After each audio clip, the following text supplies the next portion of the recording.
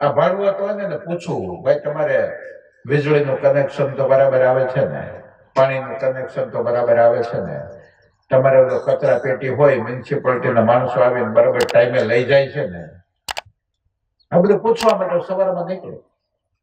ભીખુદાન ક્યાં?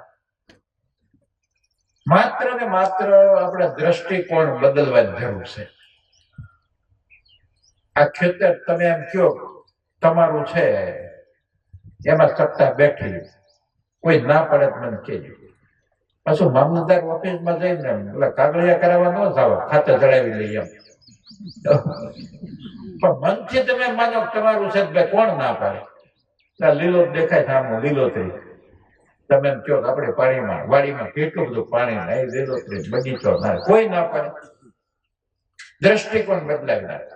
તમારી પાસે 3 બંગલા હોય,